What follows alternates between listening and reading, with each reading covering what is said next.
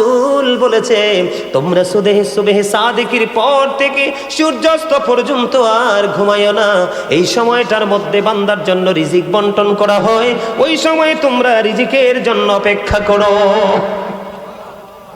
এখানে সবচেয়ে বড় মজার বিষয় হলো সুস্থতার জন্য যে জিনিসটা বেশি প্রয়োজন।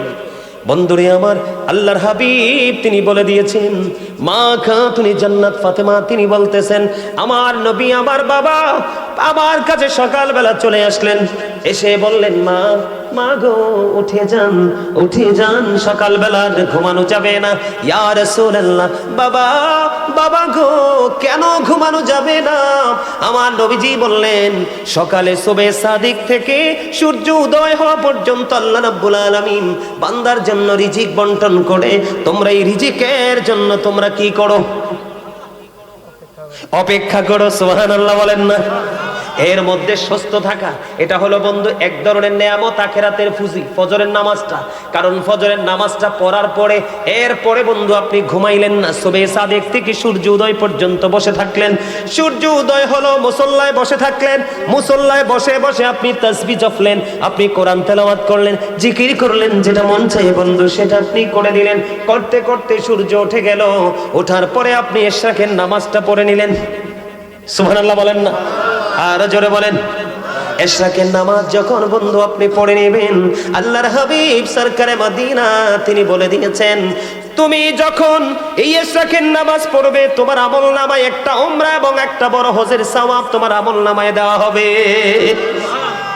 এখানে দুনিয়ার নিয়ামতটা কোনটা?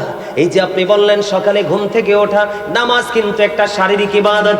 এর মধ্যে বড় নিয়ামত হলো বন্ধু সকালবেলা সর্বপ্রথম যখন সূর্যটা উঠে, আপনি যখন ফজরের নামাজ পড়ে কিছু সময় যখন রৌদ্রের তাপ আপনার গায়ে লাগাইতে পারেন, তখন এই সকালবেলা সকাল ফার্স্ট টাইমে যখন সূর্য উঠে, সূর্য ওঠার সঙ্গে সঙ্গে যখন বন্ধু সূর্যের কিরণটা আপনার গায়ে লাগে, আপনার শরীরে কখনো ভিটামিন ডি এর কোনোদিন ঘাটতি হবে না। আর জোরে বলেন না সুবহানাল্লাহ। এইদিকে বন্ধু, এইদিকে কি হয়ে গেল? ফজর আদায় হয়ে গেল, ফজরের পর পর ইশরাকও আদায় হয়ে গেল। এই দিক দিয়ে সকালবেলা বের হয়ে হেঁটে হেঁটে আপনি একটু কোথায় গেলেন? সূর্যের আলোতে গেলেন, ভিটামিন ডি আপনি সংগ্রহ করে নিয়ে আসলেন।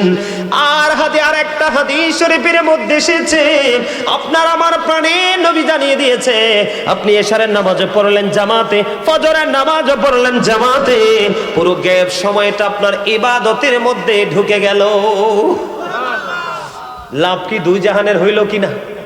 দুজাহানের লাভ হইল কিনা? আপনি ফজর বেলায় বন্ধ উঠলেন, এখানে আমি সুস্থ থাকার জন্য আপনাদেরকে আরেকটা মেডিসিন দিতে চাই।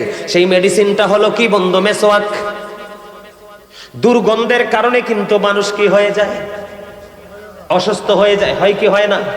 আপনি দেখবেন আমাদের মধ্যে এখনকার মানুষ, ম্যাক্সিমাম মানুষের মুখ থেকে গন্ধ বের হয়, মুখের দিকে মুখটা রেখে বন্ধু কথা বলতে পারে না, পারেনি, কথা বলতে পারে না, কথা বলার সুযোগ থাকে না,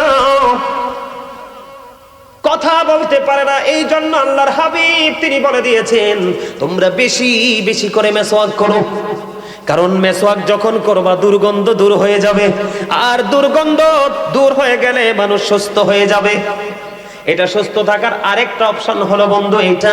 আল্লাহর হাবিব আরো বলেছেন, আমার উম্মতের জন্য কষ্ট হবে, আমার উম্মতের জন্য যদি কষ্ট না হতো আমি প্রত্যেকটা নামাজের পূর্বে বলতাম তোমরা মেসওয়াক করে নামাজে দাঁড়াও। সুবহানাল্লাহ। একদিকে মুখের দুর্গন্ধ হলো, কি হলো? একদিকে মুখের দুর্গন্ধ দূর হয়ে গেল, আরেকদিকে মেসওয়াক করে নবীর নির্দেশ মান্য হয়ে গেল। লাভ আছে নাই?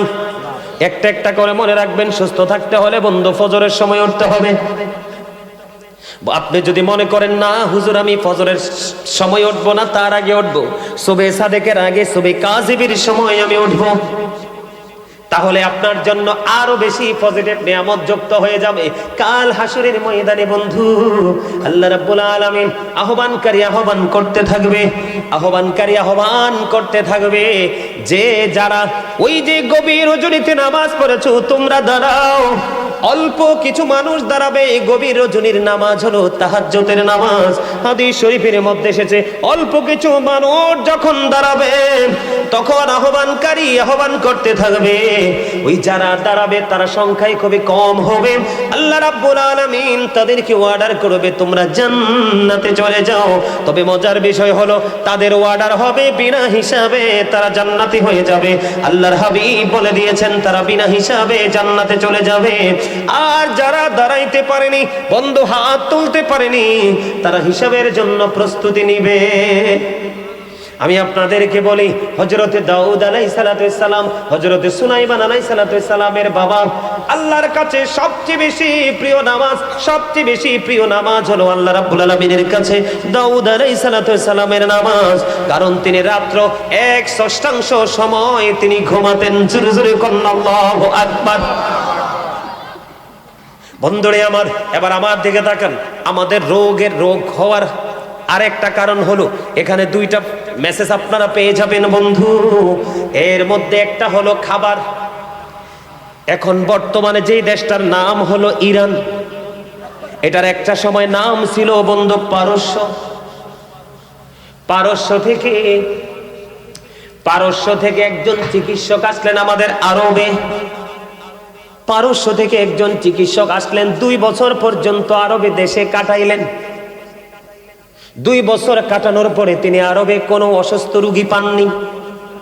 অসুস্থ রোগী না পাওয়ার কারণে 2 বছর শেষে তিনি প্রাণের নবীর কাছে চলে গেলেন।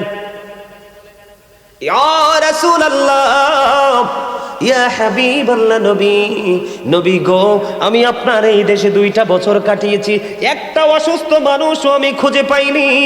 আপনার এই দেশের মানুষ সুস্থ থাকার কারণ কি? এটার পিছনে জাদুটা কি, নেয়ামতটা কি? এই কথা বলতে দেরি এবার আমার নবীজি বললেন, আমার দেশের মানুষ সুস্থ থাকার কারণ হলো, আমার দেশের মানুষ সুস্থ থাকার কারণ হলো তার এই পেটটাকে 3 ভাগে ভাগ করে। সুবহানাল্লাহ বলেন না? কয় ভাগে ভাগ করে? 3টি ভাগে ভাগ করে।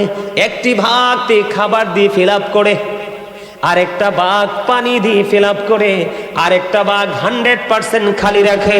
তার মানে হলো অতিরিক্ত পেটে খিদা না লাগা পর্যন্ত তারা খাবার খেতে বসে না।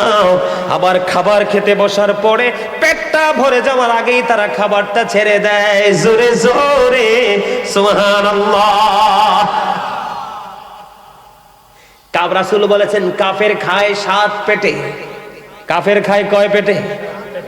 রাসূল বলেছেন কাফেররা খায় 7 পেটে, আর মুমিনরা খায় মাত্র 1 পেটে।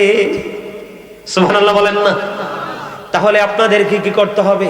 এখনই চা, এখনই কফি, এখনই গলা পর্যন্ত খাবার, এত খাবার খাওয়া যাবে না। বুঝিনি চিননি? আমার কথা বুঝতে পারছেননি আপনারা? পেটটাকে নিজে নিজে 3 ভাগ করবেন। কয় ভাগ? মাত্র একটা ভাগ আপনি খাবারে পুরাবেন, আরেকটা ভাগ আপনি পানি দিয়ে ফিল আপ করবেন। এই তোমরা আসো, বসো, এদিকে আসো, এদিকে, এই সামনে আসো। দেখতে তো মনে হয় হাফেজ সাহেব, এদিকে আসেন। এত দামি মানুষ আইছে, এইভাবে দাঁড়ায় থাকলে হয়? আসেন, আপনারা সামনে আসেন। এদিক দিয়ে আমার সামনে। মনু জলদি করে চললেইও, মোর দাঁড়ে এককালে দাঁড়ে চললেইও। মনে করলো নিজেকে উনি অহংকার মুক্ত হলো, আর যিনি নিজেকে অনেক বেশি পাওয়ারফুল পারসন মনে করলো, ওনার সাথেই অহংকার যুক্ত হলো। আমি আপনাদেরকে বলি, মানুষ যখন হাঁটতে থাকে, চলতে থাকে, পায়ের নিচে পিষ্ট হয়ে অসংখ্য পিপিলিকা মারা যায়। যাই কি যায় না? আপনি শুনলে অবাক হয়ে যাবেন। আল্লাহ রাব্বুল আলামিন পবিত্র কোরআন শরীফের 30 পারা সূরা ইনফিতরের মধ্যে তিনি বলে দিয়েছেন, ফি আই সূরাতিন মা শাআ রাক্কাবাক। আল্লাহ রাব্বুল আলামিন তিনি বলে দিয়েছেন, আল্লাহ মানুষকে আল্লাহর মন মতো করে বানাইছে। আল্লাহ ক্রিয়েটেড দ্য মাইন্ড। সৃষ্টিটা আল্লাহর মন মতো করে করেছে। এই মানুষগুলোকে শুধু তাদের অপকর্মের কারণে, বন্ধু, তাদেরকে কাল কিয়ামতের দিন ছোট্ট ছোট্ট পিপিলিকা বানানো হবে। কি বানানো হবে? ছোট্ট ছোট্ট পিপিলিকা বানানো হবে, জাহান্নাম অপমান তাদের চারপাশ দিয়ে ঘিরে ফেলবে, বাওলাস নামক জাহান্নামের দিকে টেনে হেঁচড়ে নিয়ে যাওয়া হবে। এটা একটা মাত্র কারণ, সেই কারণটা হলো বন্ধু অহংকার। এই জন্য আমি আপনাদেরকে বলবো, আমি আমার মূল আলোচনাটাই যেতে চাই বন্ধু। আপনারা আমাকে কেউ ডিস্টার্ব করবেন না। আপনাদের আলোচনা শোনার ইচ্ছা থাকলে শুনবেন, না হয় বাড়ি চলে যাবেন, এখানে ডিস্টার্ব করবেন না, কারণ এটা জান্নাতের বাগান। গত বছর আমি একটা দিন এই জায়গায় এসেছিলাম, এই বছর আবার এসছি। এক বছরের মধ্যে অনেক মানুষ এই গ্রাম থেকে গেছে কি গেছে না? আপনাদের এলাকার মানুষ মরছিনি বন্ধু? মানুষ যায় আসে রে, পৃথিবীতে থাকতে পারে না। এই যাওয়া আসার মধ্যে একটা জিনিস হলো মানুষের সবচেয়ে বড়, সেটা হলো তার জীবনের কর্ম। কর্মের কারণে মানুষ সম্মানী হয়, কর্মের কারণে মানুষ অসম্মানী হয়। শিক্ষা অর্জন করার কারণে মানুষ শিক্ষিত হয়, শিক্ষা অর্জন না করার কারণে মানুষকে মানুষ মূর্খ হিসাবে চিনে। আমি আপনাদেরকে আজকে বলবো, এটা বন্ধু একটা বড় ধরনের ক্লাস। এটা এমন একটা ইউনিভার্সিটির একটা অংশ রে, এইখান থেকে আপনি টিচিং নিতে পারলে দুনিয়ার শান্তি এবং পরকালের মুক্তি দুটোই আপনার নসিবে জুটবে। এই ক্লাসটা কিন্তু অনেক বড় একটা ক্লাস, কিন্তু আমরা এতটাই বন্ধু নির্বোধ, আমরা এতটাই হতভাগা, আমরা এতটাই বন্ধু জ্ঞানহীন, আমরা এতটাই বিবেকহীন, এই জায়গাগুলোকে আমরা বন্ধু মূল্যায়ন করতে জানি না। এই জায়গাগুলোতে যেই সার্ভিসটা 1 ঘন্টা 2 ঘন্টায় দেওয়া হয়, এমনও আছে একটা এলাকায় জুম্মাতে সারা বছরও সেটা দেওয়া হয় না। কথা বলেন না কেন? এই জন্য আপনারা দেখবেন এখন বর্তমানে সময়টা এতটা কমার্শিয়াল হয়েছে। আপনার টাকা হাদিয়াটা, টাকাটা ডবল দিতে প্রস্তুত, কিন্তু নিজের মনের মতো বক্তা লাগবে। বক্তা যদি নিজের মনের মতো না হয়, আলোচক যদি নিজের মনের মতো না হয়, স্কলার যদি বন্ধু 100% যদি না হয় বন্ধু, তাকে ফ্রিও আনতে মানুষ রাজি না। কথা বলেন না কেন? মিক্স বর্তমানে এখন যুবকরাই ট্রেডিশনটা বন্ধু চালু করেছে। এটা দোষের কিছু না।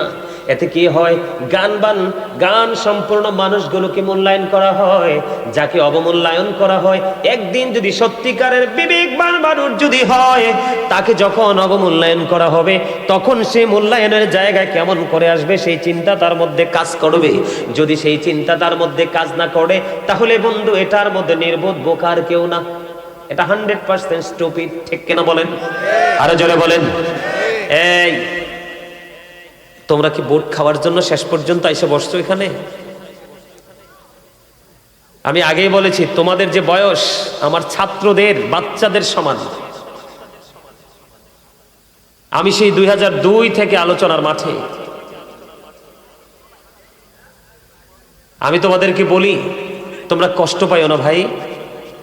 তোমরা যে জান্নাতের বাগানে আসছো, 2-4 জন গুটি কয়েকজন মানুষ ছাড়া তোমাদেরকে জান্নাতের মেহমানের মতো মনে হয় না। কেন হয় না? ওই যে তোমরা উদাসীন, জাস্ট এটা একটা ফর্মালিটি। এই যে মাহফিল হচ্ছে, যাবো একটু শুনে আসবো, এই, কিন্তু সিরিয়াস মোডে তোমরা কেউ যেতে পারো নি। এটাই হলো তোমাদের সবচেয়ে বড় ব্যর্থতা। আর এই ব্যর্থতার দায় কিন্তু পিতামাতাও এড়িয়ে যেতে পারবে না। এই ব্যর্থতার দায় কিন্তু পিতামাতাকে নিতে হবে। আমি প্রায় আজ বলি, গতকালকে বলেছিলাম, every parents should take care their children very carefully. প্রত্যেকটা পিতামাতার উচিত তাদের সন্তানের দায়িত্ব যত্ন সহকারে পালন করা। আর আমরা সন্তান হিসাবে আমি যদি বলি,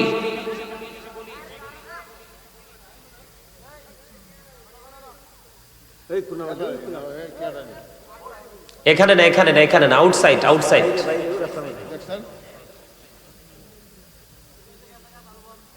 আর যাইয়েন না, ওরা বুঝতে পারছে, যাইয়েন না, ওরা হয়তো বুঝতে পারেনি, কথা বলে ফেলছে আর কি।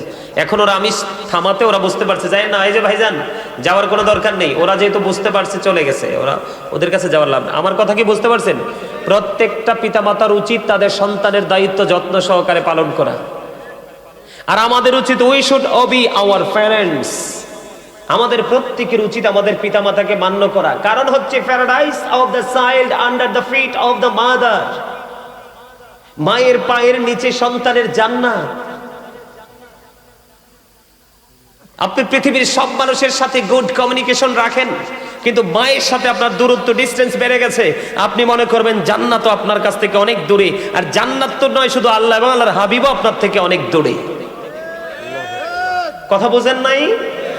এখনকার মানুষের কিন্তু স্বজন প্রীতি বেশি, কিন্তু আপন স্বজনের খবর নাই। কথা বলেন না কেন? এই জায়গাটা তৈরি হওয়ার কারণ হলো এই জায়গাগুলোকে আমরা মূল্যায়ন করতে জানি না। এখানে যারা আছে তাদেরকে ভালোবাসতে জানি না। আমরা শুধু বৈষম্য বৈষম্য করতে করতে আজকে নিজেরাই বৈষম্যের শিকার। সম্মানিত উপস্থিতি, বাবা যারা হয়েছেন, বাবাকে আমি বলছি, মা যারা হয়েছেন চান্দিনা নম্বরপুর পনসাই গ্রামের আমার মা, মা গো হৃদয় খুলে শোনো, আমি আমার বোনদেরকে বলছি, বোন হৃদয় খুলে শোনো। আজকে যারা আবার এই জান্নাতের বাগানে উপস্থিত হয়েছো, যুবক বন্ধু তোমাদেরকে বলছি, তোমরাও শোনো। তোমরা অতটা ছোট না, অতটা বিবেকহীন নও। কাল বাদে পরশু তোমরাও বাবা হবে। আজকে তুমি যে বাবাকে, মাকে, মায়ের হুকুম অমান্য করে যে কষ্ট দিয়েছো, আগামী কালকে সেই কষ্টটা ডাবল রূপে তুমি রিটার্ন পাবে। মনে রাখবা, আমি আজকে এখানে বলে গেলাম, বেঁচে থাকবো বা মরে যাবো জানি না, দেখা হবে কিনা সেটাও জানি না। মনে রাখবা, বলে হুজুর এখানে আসলেন কেন? তার কারণ হলো আল্লাহর হাবিব সরকারে মদিনা তিনি জানিয়ে দিয়েছেন, বাবা মা যারা হয়েছেন তাদেরকে আল্লাহর হাবিব বলে দিয়েছেন, আদিবু আওলাদাকুম আলা তালাতি খিসানিন হুব্বি নবীকুম হুব্বি আহলে বাইতিহি ওয়া আলা কিরাতিল কুরআন। আল্লাহর হাবিব তিনি জানিয়ে দিয়েছেন, তোমরা তোমাদের সন্তানদেরকে তিনটি বিষয় শেখাও। এখন তিনটির মধ্যে ফার্স্ট কোনটা? হুব্বি নবীকুম, teach the love of the prophet, নবীর ভালোবাসা শেখাও। ওয়া হুব্বি আহলে বাইতিহি, টিচ ফ্যামিলি লাভ, নবীর পরিবারের ভালোবাসা শেখাও, নবীর আহলে বাইতের ভালোবাসা শেখাও। ওয়া আলা কিরাতিল কুরআন, আল্লাহ রাব্বুল আলামিন বলেছেন, learn to recite the holy Quran. বন্ধু আমি প্রতিদিন চেষ্টা করি, আমি যদি বলি I recite the holy Quran everyday in the morning and evening, আমি প্রত্যেক দিন কোরআন তেলাওয়াত করার চেষ্টা করি, হয় নিখুঁত কোরআন শরীফ, না হয় কিতাবের মাধ্যমে। কারণ এই কোরআন হলো আপনার আমার জন্য ল। সুবহানাল্লাহ বলবেন না? আজকে আমি তোমাদেরকে বলি, তোমরা যে চুল কেটেছো ইহুদিদের স্টাইলে, আজকে তোমরা যে তোমাদের জান্নাতের বাগানে এসেছো, তোমাদের ধর্মীয় সংস্কৃতির একটা গুরুত্বপূর্ণ জায়গা, এখানে এসেছো মেহমান হয়ে আসতে পারোনি। তার কারণ তোমরা 24 ঘন্টা 24 আওয়ার্স তোমরা কি করো? ইহুদিদের সংস্কৃতিকে তোমরা লালন করো। এই জন্য বন্ধু তোমাদের মধ্যে ঘাটতিটা। আমি তোমাদেরকে বলবো অবিনীতভাবে, তুমি সারাদিন ঘুরো, যেখানে মন চাই সেখানে যাও। বন্ধু, কিন্তু মসজিদে যখন যাবে তুমি নামাজি হয়ে যাইও। মাহফিলে যখন আসবা তুমি জান্নাতের মেহমান হয়ে আইসো। এই যে ছেলেটাকে দেখো, ওরে আমি কত বছর এখানে পাইছিলাম, কত সুন্দর পাঞ্জাবি পড়েছে, কত সুন্দর টুপি দিয়েছে। আজকে প্রত্যেকটা ছেলে যদি এত সুন্দর করে টুপি পরতাম, তোমার চাইতে সে একটু বেশি দামি হয়ে গেছে। কেন জানোনি? টুপি পরা সুন্নাত। টুপি পরা কি? লম্বা জামা পরা সুন্নাত। সে পাঞ্জাবি পরেছে, অতিরিক্ত একটা সুন্নাত আমল করে ফেলেছে। টুপি পরেছে, সে অতিরিক্ত একটা সুন্নাত আমল করে ফেলেছে। আল্লাহর হাবিব জানিয়ে দিয়েছে, ক্লান্তি লগ্নে কোনো মানুষ যদি একটা সুন্নাতকে জিন্দা করে যদি সে মৃত্যুবরণ করতে পারে, আল্লাহ রাব্বুল আলামিন খুশি হইয়া কাল হাসুরের দিন তাকে 100 শহীদের মর্যাদা দিয়ে জান্নাতে ঢুকাবে। এগুলো জানবেন কোত্থেকে? আলেমদের সাথে সম্পর্ক থাকলে। এগুলো শিখবেন কোত্থেকে? আলেমদের থেকে। আলেমদের সাথে সম্পর্ক রাখলে। অসুস্থ হলে ডাক্তার লাগে, বাড়ি বানাইলে ইঞ্জিনিয়ার লাগে, সন্তানকে শিক্ষিত করতে হলে টিচার লাগে। লাগে কি লাগে না? এমনি করে বন্ধু, আপনি দুনিয়া এবং আখিরাতকে বুঝতে হলে আপনার জীবনে আলেমের প্রয়োজন। একজন না একজন সত্যিকারের হক্কানি আলেম বেছে নেবেন। সব আলেমও কিন্তু বন্ধু হক নয়। কিছু কিছু আলেম দিয়ে জাহান্নাম উদ্বোধন করা হবে। আমাদের মতো দাড়িওয়ালা, টুপিওয়ালা, পাগড়িওয়ালা দেখলেই মনে করেন না যে উনি জান্নাতি। না, উনি জান্নাতি নয়। আল্লাহর হাবিব বলে দিয়েছে, সব আলেমের কথা বিশ্বাস করা যাবে না। পৃথিবী নবী অনেক আলেম তোমাদের মাঝে প্রকাশিত হবে। মনে রাখবা, পৃথিবীর বুকে যে মেতর এবং মুসি দুইটা জাত, এগুলোকে কেউ বেশি ভালোবাসে না। আল্লাহর হাবিব বলে দিয়েছেন ওই মেতর এবং মুচি ওইগুলোর চাইতেও নিকৃষ্ট হবে পৃথিবীতে আলেমরা কিয়ামতের আগে। কারণ তারা নিজের স্বার্থের জন্য, সুবিধার জন্য মন গড়া কথা বলে বলে মানুষকে ধ্বংসের দিকে নিয়ে যাবে।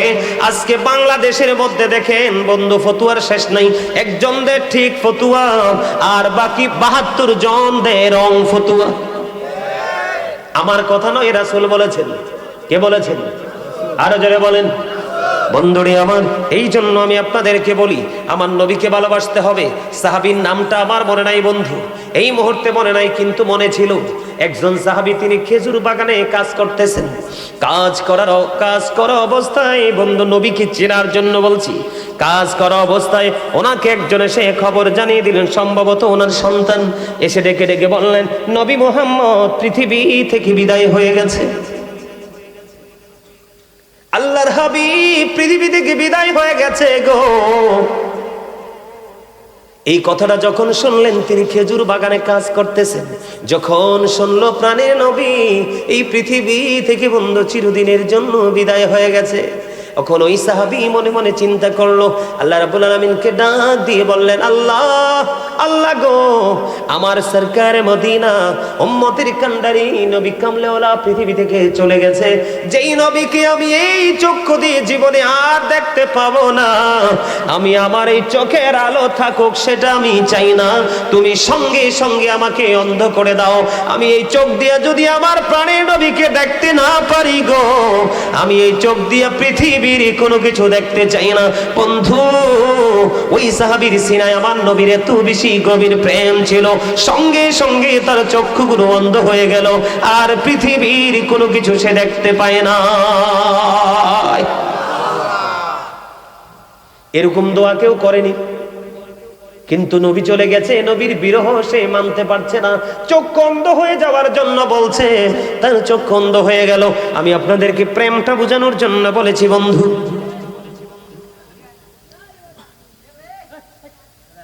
ওই ধরনের প্রেম আমরা আমাদের সিনায় ঢুকাতে চাই কি চাই না? কথা বলেন। আপনি আমি কি চান? আপনারা কি আমার থেকে সেই সাজেশনটা নিবেন? এখনকার যুগের মানুষ কি বেশি সুস্থ না অসুস্থ? কথা বলেন না, আওয়াজ তোলে বলেন না সবাই। এখনকার মানুষ বেশি তো রোগা, সুস্থ মানুষ পাওয়া খুবই মুশকিল। গ্রামে পর্যন্ত গেলে দেখা যায় মহিলারা বন্ধু ডায়াবেটিস হয়ে গেছে, বিভিন্ন রোগে আক্রান্ত। আছে না নাই? আমার দিকে তাকান, আমি শুরু করতেছি বন্ধু। ওই যে বলেছি আপনার আমার প্রাণের নবী আমাদের জন্য সত্য নিয়ে এসেছে। قد جاءكم الرسول بالحق من ربكم فآمنوا خيرا لكم। আল্লাহ রাব্বুল আলামিন বলে দিয়েছেন, হাবিব, আল্লাহর প্রিয় হাবিব, আমাদের রাসূল আপনার আমার প্রাণের নবী আল্লাহর পক্ষ থেকে আমাদের কাছে সত্য নিয়ে এসেছেন। ফাআমিনু, সুতরাং তোমরা ঈমান আনো, খায়রুল লাকুম, তোমাদের জন্য কল্যাণ হবে। এই কল্যাণটা বন্ধু শুধু দুনিয়ায় নয়, এই কল্যাণটা বন্ধু আখিরাত পর্যন্ত চলে যাবে। জোরে জোরে বলুন না সুবহানাল্লাহ। আমি আপনাদেরকে আরেকটা কথা বলে, কদ জাআকুম মিনাল্লাহি নূরুন ওয়া কিতাবুম মুবিন। আল্লাহর হাবিব আল্লাহর পক্ষ থেকে বন্ধু সুস্পষ্ট নূর হিসাবে এসেছে, ওয়া কিতাবুম মুবিন, সুস্পষ্ট কিতাব হিসাবে এসেছে। জোরে জোরে কন্যা সুবহানাল্লাহ। তাহলে এই আল্লাহর হাবিবের জবান মোবারকের কথা মানার দরকার আছে না নাই? আরো জোরে বলেন। আমার দিকে তাকান, যদি থাকে সেটা, তাহলে আপনাদেরকে বলবো, আমার আলোচনায় মূল আলোচনায় ঢুকতেছি, হৃদয় খুলে শুনতে থাকবেন বন্ধু। আমি আপনাদেরকে বলে দিতে চাই, এখানে দুইটা নেয়ামত আমি বলেছি, দুনিয়ার সুস্থতা এবং আখিরাতের সুস্থতা দুইটাই মিলবে। এখনকার যুগের মানুষ দেখবেন, ম্যাক্সিমাম মানুষ বন্ধু, শহর গ্রাম সব জায়গায় ম্যাক্সিমাম মানুষ আপনারা দেখতে পাবেন, তারা কি করে রাত্র 12টা 1টায় ঘুমায়। সকালে কোনো ফজর নামাজের খবর থাকে না, সকলে তারা ফজরের নামাজ বন্ধু তারা পড়ে না, তারা রাত্র 9 সকাল 9টা 10টায় ঘুম থেকে ওঠে। আছে না নাই বন্ধুরে আমার? আমার নবী হাদিস শরীফের মধ্যে এসেছে, আমার রাসূল বলেছে, তোমরা সুবহে সাদিকের পর থেকে সূর্যাস্ত পর্যন্ত আর ঘুমায়ো না। এই সময়টার মধ্যে বান্দার জন্য রিজিক বন্টন করা হয়, ওই সময় তোমরা রিজিকের জন্য অপেক্ষা করো। এখানে সবচেয়ে বড় মজার বিষয় হলো সুস্থতার জন্য যে জিনিসটা বেশি প্রয়োজন, বন্ধুরে আমার, আল্লাহর হাবিব তিনি বলে দিয়েছেন, মা খাতুনে জান্নাত ফাতেমা তিনি বলতেছেন, আমার নবী আমার বাবা আমার কাছে সকালবেলা চলে আসলেন, এসে বললেন, মা মা গো উঠে যান, সকালবেলা ঘুমানো যাবে না। ইয়া রাসূলুল্লাহ, বাবা বাবা গো কেন ঘুমানো যাবে না? আমার নবীজি বললেন, সকালে সুবহে সাদিক থেকে সূর্য উদয় হওয়া পর্যন্ত আল্লাহ রাব্বুল আলামিন বান্দার জন্য রিজিক বন্টন করে। তোমরা এই রিজিকের জন্য তোমরা কি করো? অপেক্ষা করো। সুবহানাল্লাহ বলেন না? এর মধ্যে সুস্থ থাকা এটা হলো বন্ধু এক ধরনের নেয়ামত, আখিরাতের পুঁজি, ফজরের নামাজটা। কারণ ফজরের নামাজটা পড়ার পরে এরপরে বন্ধু আপনি ঘুমাইলেন না, সুবহে সাদিক থেকে সূর্য উদয় পর্যন্ত বসে থাকলেন। সূর্য উদয় হলো, মুসল্লায় বসে থাকলেন, মুসল্লায় বসে বসে আপনি তাসবিহ জপলেন, আপনি কোরআন তেলাওয়াত করলেন, জিকির করলেন, যেটা মন চায় বন্ধু সেটা আপনি করে দিলেন। করতে করতে সূর্য উঠে গেল, ওঠার পরে আপনি ইশরাকের নামাজটা পড়ে নিলেন। সুবহানাল্লাহ বলেন না? আর জোরে বলেন। ইশরাকের নামাজ যখন বন্ধু আপনি পড়ে নেবেন, আল্লাহর হাবিব সরকারে মদিনা তিনি বলে দিয়েছেন, তুমি যখন এই ইশরাকের নামাজ পড়বে তোমার আমলনামায় একটা উমরা এবং একটা বড় হজের সওয়াব তোমার আমলনামায় দেওয়া হবে। এখানে দুনিয়ার নিয়ামতটা কোনটা? এই যে আপনি বললেন সকালে ঘুম থেকে ওঠা, নামাজ কিন্তু একটা শারীরিক ইবাদত। এর মধ্যে বড় নিয়ামত হলো বন্ধু সকালবেলা সর্বপ্রথম যখন সূর্যটা ওঠে, আপনি যখন ফজরের নামাজ পড়ে কিছু সময় যখন রৌদ্রের তাপ আপনার গায়ে লাগাইতে পারেন, তখন এই সকালবেলা সকাল ফার্স্ট টাইমে যখন সূর্য উঠে, সূর্য ওঠার সঙ্গে সঙ্গে যখন বন্ধু সূর্যের কিরণটা আপনার গায়ে লাগে, আপনার শরীরে কখনো ভিটামিন ডি এর কোনোদিন ঘাটতি হবে না। আর জোরে বলেন না সুবহানাল্লাহ। এইদিকে বন্ধু, এইদিকে কি হয়ে গেল? ফজর আদায় হয়ে গেল, ফজরের পর ইশরাক আদায় হয়ে গেল। এই দিক দিয়ে সকালবেলা বের হয়ে হেঁটে হেঁটে আপনি একটু কোথায় গেলেন? সূর্যের আলোতে গেলেন, ভিটামিন ডি আপনি সংগ্রহ করে নিয়ে আসলেন। আর একটা হাদিস শরীফের মধ্যে এসেছে, আপনার আমার প্রাণের নবী জানিয়ে দিয়েছে, আপনি এশারের নামাজও পড়লেন জামাতে, ফজরের নামাজও পড়লেন জামাতে, পুরো গ্যাপ সময়টা আপনার ইবাদতের মধ্যে ঢুকে গেল। লাভ কি দুই জাহানের হইল কিনা? দুজাহানের লাভ হইল কিনা? আপনি ফজর বেলায় বন্ধু উঠলেন, এখানে আমি সুস্থ থাকার জন্য আপনাদেরকে আরেকটা মেডিসিন দিতে চাই। সেই মেডিসিনটা হলো কি বন্ধু? মেসওয়াক। দুর্গন্ধের কারণে কিন্তু মানুষ কি হয়ে যায়? অসুস্থ হয়ে যায়, হয় কি হয় না? আপনি দেখবেন আমাদের মধ্যে এখনকার মানুষ, ম্যাক্সিমাম মানুষের মুখ থেকে গন্ধ বের হয়, মুখের দিকে মুখটা রেখে বন্ধু কথা বলতে পারে না, পারেনি, কথা বলতে পারে না, কথা বলার সুযোগ থাকে না, কথা বলতে পারে না। এই জন্য আল্লাহর হাবিব তিনি বলে দিয়েছেন, তোমরা বেশি বেশি করে মেসওয়াক করো। কারণ মেসওয়াক যখন করবা দুর্গন্ধ দূর হয়ে যাবে, আর দুর্গন্ধ দূর হয়ে গেলে মানুষ সুস্থ হয়ে যাবে। এটা সুস্থ থাকার আরেকটা অপশন হলো বন্ধু এটা। আল্লাহর হাবিব আরো বলেছেন, আমার উম্মতের জন্য কষ্ট হবে, আমার উম্মতের জন্য যদি কষ্ট না হতো, আমি প্রত্যেকটা নামাজের পূর্বে বলতাম তোমরা মেসওয়াক করে নামাজে দাঁড়াও। সুবহানাল্লাহ। একদিকে মুখের দুর্গন্ধ হলো, কি হলো? একদিকে মুখের দুর্গন্ধ দূর হয়ে গেল, আরেকদিকে মেসওয়াক করে নবীর নির্দেশ মান্য হয়ে গেল। লাভ আছে নাই? একটা একটা করে মনে রাখবেন, সুস্থ থাকতে হলে বন্ধু ফজরের সময় উঠতে হবে। আপনি যদি মনে করেন না হুজুর আমি ফজরের সময় উঠবো না, তার আগে উঠবো, সুবহে সাদেকের আগে, সুবহে কাযিবের সময় আমি উঠবো, তাহলে আপনার জন্য আরো বেশি পজিটিভ নিয়ামত যুক্ত হয়ে যাবে কাল হাসরের ময়দানে। বন্ধু আল্লাহ রাব্বুল আলামিন আহ্বানকারী আহ্বান করতে থাকবে, আহ্বানকারী আহ্বান করতে থাকবে, যে যারা ওই যে গভীর রজনীতে নামাজ পড়েছো তোমরা দাঁড়াও। অল্প কিছু মানুষ দাঁড়াবে, গভীর রজনীর নামাজ হলো তাহাজ্জুদের নামাজ। হাদিস শরীফের মধ্যে এসেছে, অল্প কিছু মানুষ যখন দাঁড়াবে তখন আহ্বানকারী আহ্বান করতে থাকবে, ওই যারা দাঁড়াবে তারা সংখ্যায় খুবই কম হবে। আল্লাহ রাব্বুল আলামিন তাদেরকে অর্ডার করবে তোমরা জান্নাতে চলে যাও। তবে মজার বিষয় হলো তাদের অর্ডার হবে বিনা হিসাবে, তারা জান্নাতি হয়ে যাবে। আল্লাহর হাবিব বলে দিয়েছেন তারা বিনা হিসাবে জান্নাতে চলে যাবে। আর যারা দাঁড়াইতে পারেনি, বন্ধু হাত তুলতে পারেনি, তারা হিসাবের জন্য প্রস্তুতি নিবে। আমি আপনাদেরকে বলি, হযরতে দাউদ আলাইহিস সালাম, হযরতে সুলাইমান আলাইহিস সালামের বাবা, আল্লাহর কাছে সবচেয়ে বেশি প্রিয় নামাজ, সবচেয়ে বেশি প্রিয় নামাজ হলো আল্লাহ রাব্বুল আলামিনের কাছে দাউদ আলাইহিস সালামের নামাজ। কারণ তিনি রাত্র 1/6 সময় তিনি ঘুমাতেন। জোরে জোরে কন্না আল্লাহু আকবার। বন্ধুরে আমার, এবার আমার দিকে তাকান। আমাদের রোগ হওয়ার আরেকটা কারণ হলো, এখানে দুইটা মেসেজ আপনারা পেয়ে যাবেন বন্ধু। এর মধ্যে একটা হলো খাবার। এখন বর্তমানে যেই দেশটার নাম হলো ইরান, এটার একটা সময় নাম ছিল বন্ধু পারস্য। পারস্য থেকে একজন চিকিৎসক আসলেন আমাদের আরবে। পারস্য থেকে একজন চিকিৎসক আসলেন, 2 বছর পর্যন্ত আরবে দেশে কাটাইলেন। 2 বছর কাটানোর পরে তিনি আরবে কোনো অসুস্থ রোগী পাননি। অসুস্থ রোগী না পাওয়ার কারণে 2 বছর শেষে তিনি প্রাণের নবীর কাছে চলে গেলেন। ইয়া রাসূলুল্লাহ, ইয়া হাবিবাল্লাহ, নবী গো, আমি আপনার এই দেশে 2টা বছর কাটিয়েছি, একটা অসুস্থ মানুষও আমি খুঁজে পাইনি। আপনার এই দেশের মানুষ সুস্থ থাকার কারণ কি? এটার পিছনে জাদুটা কি, নেয়ামতটা কি? এই কথা বলতে দেরি এবার আমার নবীজি বললেন, আমার দেশের মানুষ সুস্থ থাকার কারণ হলো, আমার দেশের মানুষ সুস্থ থাকার কারণ হলো তার এই পেটটাকে 3 ভাগে ভাগ করে। সুবহানাল্লাহ বলেন না? কয় ভাগে ভাগ করে? 3টি ভাগে ভাগ করে।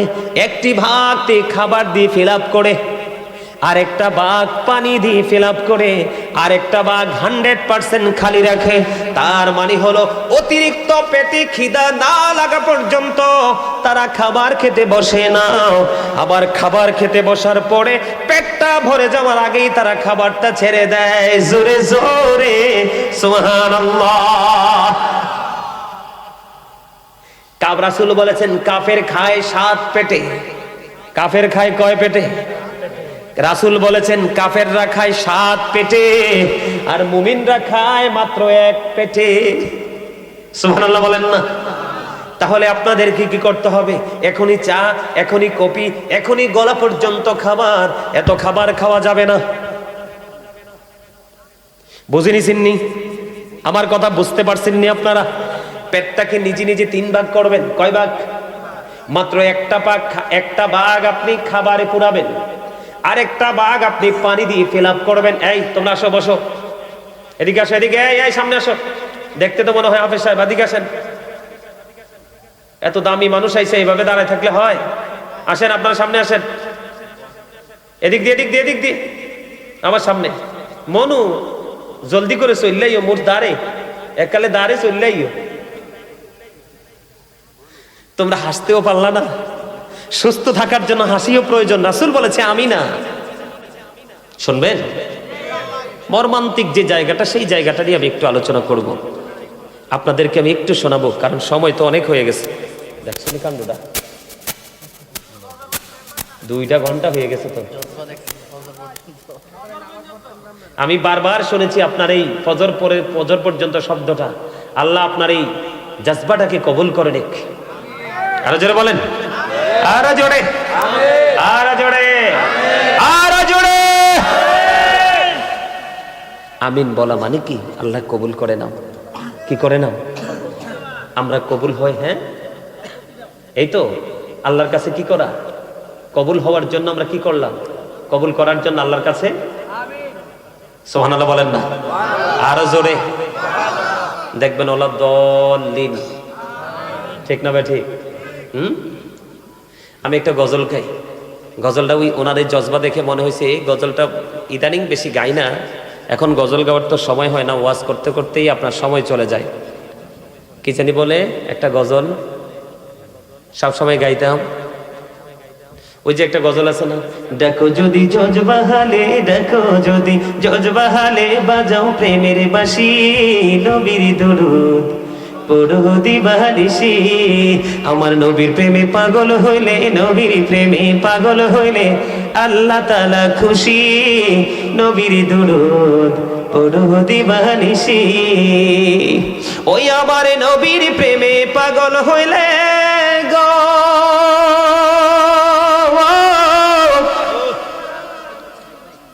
ওই আমার আল্লাহ তাআলার দিদার মিলে গো। দেখো যদি জজবাহালে, দেখো যদি জজবাহালে, বাজাও প্রেমের বাঁশি, হায় রে বাজাও প্রেমের বাঁশি, নবীর দরুদ পড়ো দিবানিশি। ওই আমার নবীর প্রেমে যে হয় মাতাল, তাহার সম্মানে রয় চিরকাল। প্রমাণ আছে হযরত বিল্লাল, প্রমাণ আছে হযরত বিল্লাল, বাইন্দা প্রেমের রশি, হায় রে বাইন্দা প্রেমের রশি, নবীর দরুদ পড়ো দিবানিশি। ওই হযরত ওয়াস করুনি প্রেমিক ছিল গো,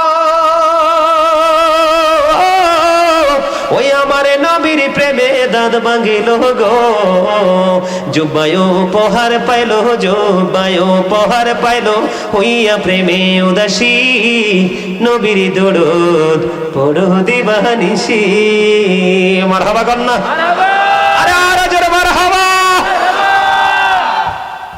এতক্ষণে মনে হয় যে আমি ওয়াজ শুরু করছি, মানে জজবাটা এমনই লাগতেছে।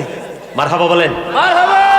আল্লাহ আমাদের সবাইকে এতক্ষণ যে আলোচনা করেছি, যে কন্ডিশনগুলো আল্লাহর হাবিব আমাদেরকে দিয়েছেন, সবগুলো কন্ডিশন মেনে আগামী কাল থেকে যেন আমরা নতুন জীবন শুরু করতে পারি, আল্লাহ যেন আমাদের সবাইকে কবুল করে নেয়। সকলে বলুন আমিন, আরো জোরে বলুন না আমিন।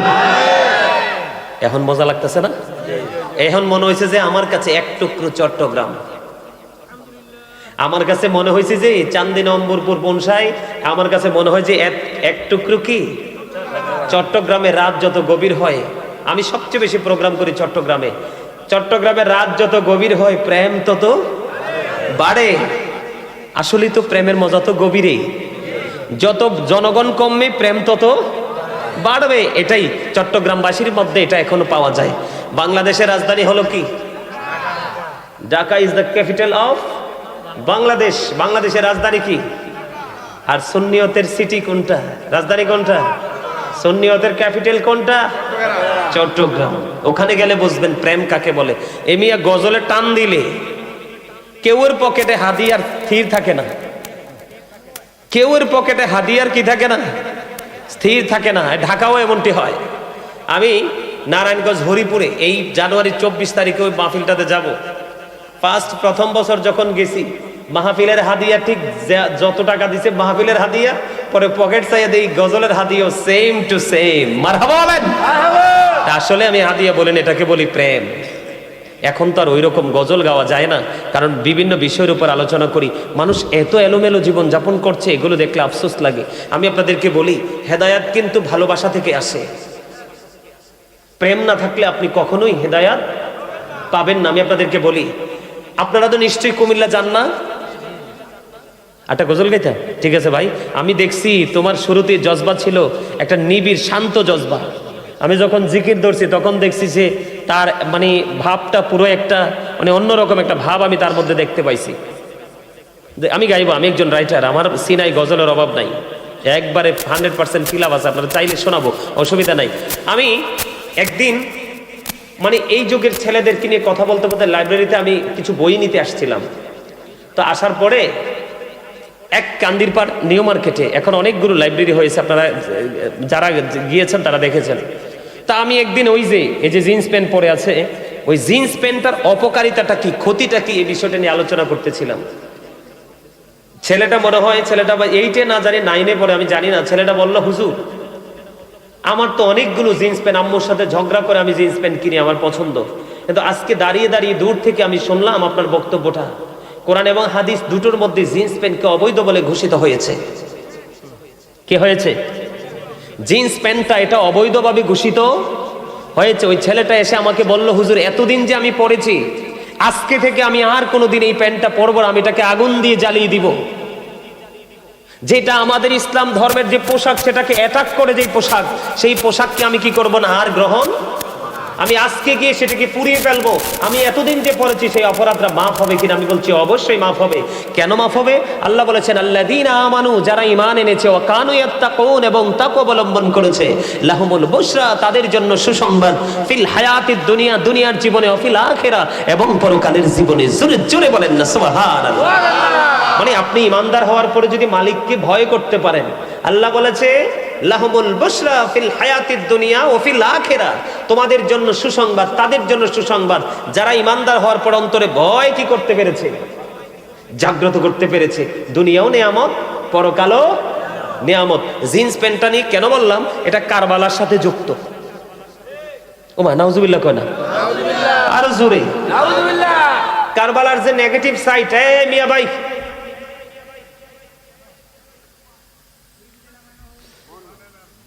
এটা কারবালার যে সাইড, দুটো সাইড, একটা নেগেটিভ একটা পজিটিভ। নেগেটিভ সাইডের সাথে এই জিন্স প্যান্টটা যুক্ত। কেন যুক্ত আমি বলি, এই কারণে যুক্ত।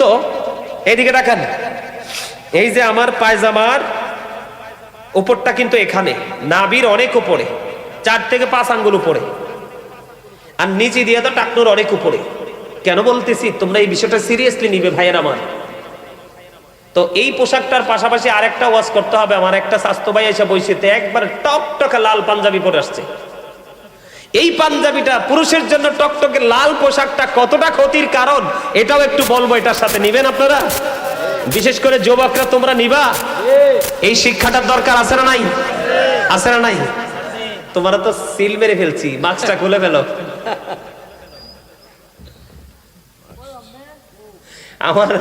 আমার দুষ্ট একটা স্বাস্থ্য ভাই আছে, ওই তার মতোই তারে দেখতে লাগে, এই জন্য আমার নজরটা তার দিকে বেশি। আমার দিকে তাকান, আগে লাল পাঞ্জাবিটা শেষ করে ফেলি। আল্লাহর হাবিবকে এক ব্যক্তি 2টা সালাম দিছে। কয়টা? 2টা সালাম দিছে নবীজি। একটা সালামের জবাবও, ইয়া রাসূলুল্লাহ, ইয়া হাবিবাল্লাহ, নবী গো, এক এক করে 2টা সালাম দিলাম। 2টার একটা সালামের জবাব আপনি দেননি। ইয়া রাসূলুল্লাহ, নবী কেন গো?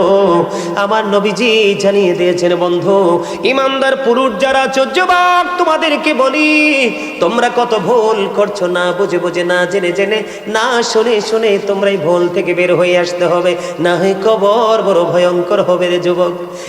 চান্দির অম্বরপুরের আমার যুবক, তোমাদেরকে বলছি রে, আমার নবীজি বলেছেন লাল জামাটা পরে এসেছে, এই কারণে আমি তাকে সালামের জবাব দেইনি। ইয়া রাসূলুল্লাহ, লাল জামা পরলে কি হয় গো? আমার নবীজি বলে দিলেন লাল জামা পরলে কি হয়। তোমরা যদি জানতে রে, কোনো দিন তোমরা পুরুষ হয়ে, ঈমানদার পুরুষ হয়ে তোমরা লাল জামাটা পরতে না। লাল জামাটা পরলে কি হয় নবী, নবী গো?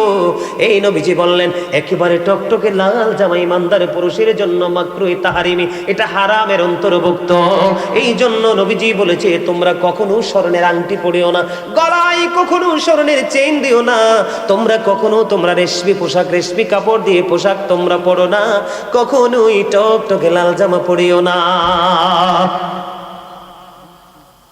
এখন দেখি বিদেশ থেকে আসলে মোটা একটা চেইন ঝুলায় গলায়, হাইজেকার ধরে নিয়ে যায়, কয় আয়রে আল্লাহ কি করলো, তুমি কেন গলায় ঝুলাইলা? দোষ তো তোমার।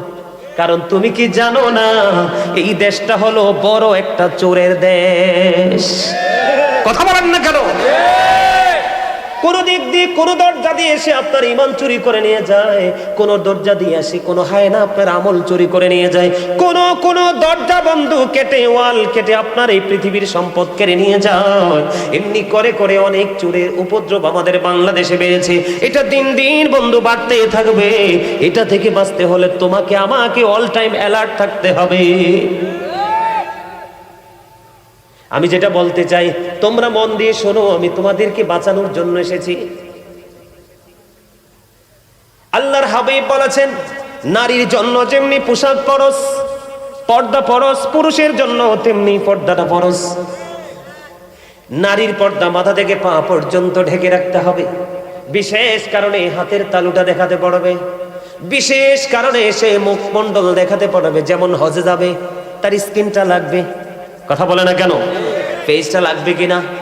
পাসপোর্টে ছবি দিতে হবে, এই জন্য সে মুখটা দেখাতে পারবে। বন্ধু এই জায়গা হাতের তালু ছাড়া পুরোটা রেখে রাখতে হবে। আর বন্ধু উম্বরপুরের আমার যুবক, বিশেষ করে তোমাদেরকে আমি আমার স্টুডেন্টদের সাথে তুলনা করলাম, আমার স্টুডেন্ট তুললো আমার যুবক ভাইয়েরা, তোমরা সবাই শোনো গো, গোটা পৃথিবীর বুকে আমার যে ইমানদার মুমিন মুসলমান যুবক যুবক ফুটফুটে সুন্দর নুরানি চেহারার আমার ভাইয়েরা রে, তোমরা সবাই আমার কথাটা শোনো। নবীজি বলে দিয়েছে হাদিস শরীফের মধ্যে এসেছে, বুখারীতে এসেছে হাদিসটা, যেই ব্যক্তি ইচ্ছে করে টাকনোর নিচে ঝুলিয়ে ঝুলিয়ে পোশাকটা পরে, লুঙ্গি হোক, পেন হোক, পায়জামা হোক, ট্রাউজার হোক, যেটাই হোক, নবীজি বলেছে যদি এটা টাকনোর নিচে চলে যায় রে, তোমার ঠিকানা হয়ে যাবে জাহান্নাম। তুমি সারাটা জীবন তুমি নামাজ পড়তে পারবা। আমি এক্সাম্পল দিই, তুই টেনশন করো না। আমি কারবালার ওয়াজ করে আজকে যাব, কারণ এখানে আমি হাদিয়ার জন্য আসিনি। যেই হাদিয়াতে আমার দিবে বলছে বন্ধু, মানুষ ভয়েও আমাকে হাদিয়া দিতে বলে না, শুধুমাত্র প্রেমের কারণে এসেছি। ভালোবাসা কখনো কোনো কিছু দিয়ে তুলনা করা যায় না। কথা বলেন না কেন? বন্ধু আমার নবী মসজিদে অবস্থান করতেছে, হঠাৎ করে তিনি দেখতে পাইলেন একটা মানুষ এসে নামাজের নিয়ত বেঁধে ফেললো। গভীর মনোযোগ দিয়ে শোনো বন্ধু তোমরা, আমার নবীজি দেখলেন সে নামাজের নিয়ত করে ফেলেছে। তারপরে নবীজি বললেন তুমি ওযু করে আসো। তিনি ওযু করে আসলেন, এসে আবার তিনি নামাজে দাঁড়ালেন। নবীজি বললেন তুমি ওযু করে আসো। আবার তিনি ওযু করতে গেলেন, ওযু শেষ করে এসে তিনি আবার নামাজে দাঁড়ালেন। তৃতীয়বার আবার নবী বললেন তুমি ওযু করে এসো। এই কথা বলার পরে বন্ধু থার্ড পারসন, তৃতীয় জন প্রশ্ন করলো, ইয়া রাসূলুল্লাহ, ইয়া হাবিবাল্লাহ, নবী গো, বারবার কেন তাকে বলছেন গো নবী, বারবার কেন বলছেন তাকে ওযু করে আসতে গো?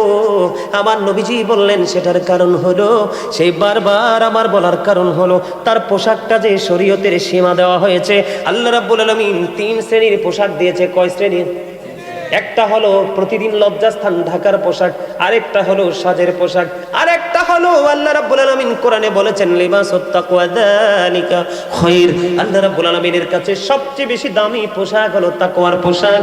আবার নবীজি বললেন সেই যে পোশাক পরে আসছে শরীয়তের সীমা লঙ্ঘন করেছে, কিয়ামত পর্যন্ত নামাজ পড়তে পারবে, নামাজটা তার কবুল হবে না। তার কারণ হলো তার পোশাকটা টাকটোর নিচে চলে গেছে। নাউজুবিল্লাহ, নাউজুবিল্লাহ। এত ভয়ঙ্কর খবর শুনলে কেউ সুবহানাল্লাহ কয়? জোরে বলেন না নাউজুবিল্লাহ, নাউজুবিল্লাহ। এই দিক দিয়ে হলো নাভির উপরে অথবা নাভি বরাবর নিচের দিক দিয়ে রাখতে হবে টাকনুর উপরে। এই আমলটা আপনাকে আমাকে করতে হবে, অন্যথায় নামাজ দিয়ে কোনো লাভ হবে না। দেখেন আমাদের সমাজে নামাজি আছে, সুদও আছে, নামাজি আছে, ঘুষও আছে, নামাজি আছে, চুরিও আছে, নামাজি আছে, মানুষের হক নষ্ট করনেওয়ালা মানুষও আছে। আছে না নাই? এই জন্য বলেছি বন্ধু, আমি এই যে পোশাকটা, এটা সাংঘর্ষিক, আমি অন্যদিকে আর যাচ্ছি না। এই পোশাকটা নিয়ে আমি আপনাদেরকে বলছি, এই টাকনুর নিচে পোশাক পরা বন্ধ করবেন তো? নাভির নিচে পোশাক পরা বন্ধ করবেন তো? পোশাক দিয়েছে আল্লাহ লজ্জাস্থান ঢাকার জন্য। পোশাক পরার পরেও যদি লজ্জাস্থান দেখা যায়, তাহলে এর চেয়ে বড় হতভাগার কেউ হতে পারে না। আমি নিজেও দেখেছি অনেক জিন্স প্যান্ট পরনেওয়ালা নামাজ পড়ার সময় রুকুতে গিয়েছে, পিছনের দিক দিয়ে তার একবারে গোপন অঙ্গ দেখা গিয়েছে। হাইরে লজ্জা, যার লজ্জা নাই তার ঈমানও কিন্তু নাই। বলে হুজুর এখানে কেন বললেন কারবালার সাথে যুক্ত? আমার দিকে তাকান, আমি কারবালায় ঢুকতে চাই। কারবালা হয়েছে 61 হিজরিতে। কোন হিজরিতে? 61 হিজরিতে কারবালা হয়েছে। আর এই কারবালার নির্মম ঘটনা ঘটিয়েছে বন্ধু ইয়াজিদ। ইয়াজিদের বাবা আমির মুয়াবিয়া আমার নবীর একজন প্রিয় সাহাবী ছিল, কিন্তু ইয়াজিদ ছিল অত্যন্ত দুষ্ট। তিনি দুষ্ট হয়েছে কেমন করে আমি আপনাদেরকে বলি। আমাদের মা বোনেরা দেখবেন পাতলা পোশাক পরা পছন্দ করে। নবীজি বলেছেন যেই মহিলা পোশাক পরার পরে বন্ধু তার বডি দেখা যায়, নবীজি বলেছেন ওই মহিলাটা উলঙ্গিনী ল্যাংটা নারী। যেই পোশাক, যেই পুরুষ পোশাক পরার পরেও, লুঙ্গি পরার পরেও, প্যান্ট পরার পরেও, ট্রাউজার পরার পরেও সামনের দিক দিয়ে তার গোপন অঙ্গ দেখা যায়, পিছনের দিক দিয়ে তার লজ্জাস্থান দেখা যায়, আমি বলবো সেটাও ল্যাংটা পুরুষ। কারণ আল্লাহ তো দিয়েছে পোশাক লজ্জাস্থান ঢাকার জন্য। আল্লাহ মানুষকে সুন্দর করে বানাইছে, এই মানুষকে যেন আরো সুন্দর লাগে আল্লাহ পোশাক দিয়েছে। এই পোশাক দেওয়ার পরেও যদি তুমি তোমার লজ্জাস্থান ঢাকতে না পারো, তাহলে তোমার চেয়ে হতভাগার কেউ হতে পারে না। আমি আপনাদেরকে বলি, এই জিন্স প্যান্ট আমাদের মধ্যে ঢুকাইছে বেঈমানেরা। আমাদের থেকে মেসওয়াকটা কেড়ে নিয়েছে, ব্রাশ দিয়েছে বেঈমানেরা। নারীরা পাতলা পোশাক পরা সেটাও দিয়েছে বন্ধু বেঈমানেরা। এই জন্য আল্লাহ রাব্বুল আলামিন কোরআনে বলেছে ইন্নাল কাফিরিনা কানু লাকুম আদুওয়াম মুবিনা। আল্লাহ রাব্বুল আলামিন বলেছেন the heretics are the eternal enemy of the believers. ঈমানদারদের প্রকাশ্য শত্রু হলো বেঈমান কাফেরেরা। ইয়াজিদের বাবা আমির মুআবিয়া নবীর প্রেমিক, তিনি একজন সাহাবী ছিলেন। বন্ধু, ওনার সন্তান হলো ইয়াজিদ। তিনি কিন্তু কোনো বেঈমান কাফের মুশরিক ছিলেন না, তিনিও কিন্তু মুসলমান ছিল। তিনি কিন্তু ওপেনলি কোনো মসজিদ ভাঙে নাই, ওপেনলি কোনো মাদ্রাসা ভাঙে নাই বন্ধু। ওনার কাজ হলো মুখে একটা অন্তরে আরেকটা, এটার নামই হলো ইয়াজিদ। এটার নামই হলো ইয়াজিদিয়াত। মুখে হলো ইসলামের প্রেমের কথা, অন্তর ইসলামকে ধ্বংস করার পায় তারা। এটার নাম হলো বন্ধু ইয়াজিদিয়াত। আপনাদেরকে বলি, ইয়াজিদের যে উপদেষ্টা ছিল তার নাম ছিল শারজুন বিন মানসুর রুমি, যিনি ছিলেন একজন ইহুদি।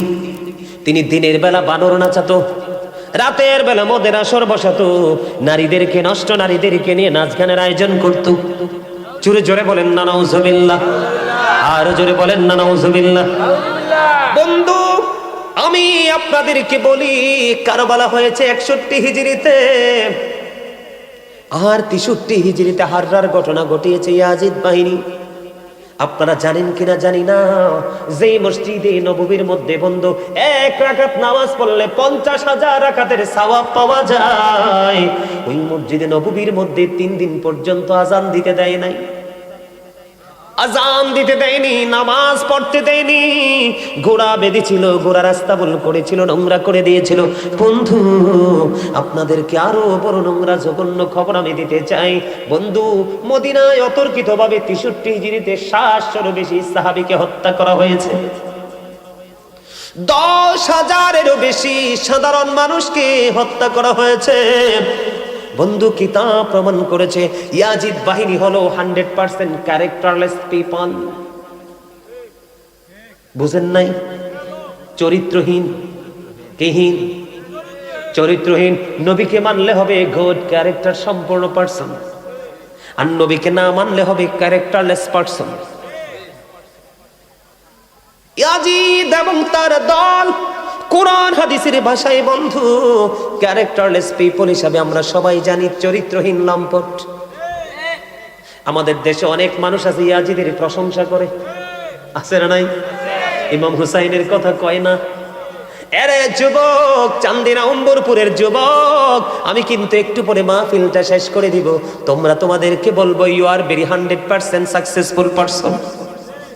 কেন জানোনি? তোমরা যদিও হেসেছো, যদিও তোমরা মজা করেছো, আমি বিশ্বাস করি তোমরা ওয়াজেও মজা পেয়েছো। কারণ মজা না পাইলে কেউ কখনোই কাছে থাকে না। আমি তোমাদেরকে আরেকটা মজা দিতে চাই। ইমাম হুসাইনকে বাদ দিয়ে তোমরা আলোচনা করো, ইমাম হুসাইনকে নিয়ে আলোচনা করো না। নবীজি বলেছেন আল হাসান ওয়াল হুসাইন সাইয়্যিদা শাবাবি আহলিল জান্নাহ। আমার নবীজি বলে দিয়েছেন Imam Hasan and Hussain are the leader of younger people in জান্নাহ। আমার নবীজি বলেছে, রে আমার যুবক উম্মতেরা, তোমরা শুনে রাখো, তোমাদের জন্য জান্নাতে রিসেপশনে দাঁড়িয়ে থাকবে, তোমাদের লিডার হয়ে যাবে ইমাম হাসান হুসাইন, 2 ভাই। আরে জোরে কন্যা সুবহানাল্লাহ। বন্ধুরি আমার দিকে তাকান। 1,000-এরও বেশি নারী অতর্কিতভাবে ধর্ষণের শিকার হয়েছিল।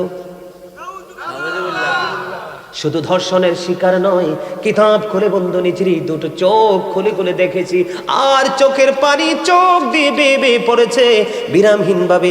মানুষ এতটা চরিত্রহীন কেমন করে হয়, এতটা ক্যারেক্টারলেস কেমন করে হয়? বন্ধু, 61 হিজরিতে কারবালা হলো, 63 হিজরিতে 1,000-এরও বেশি মহিলা ইয়াজিদ বাহিনীর তাণ্ডবে অবৈধ সন্তান প্রসব করেছে। যেই জিনা, যেই সমকামিতা, যেই ব্যভিচার ছিল লূত আলাইহিস সালামের জামানায়।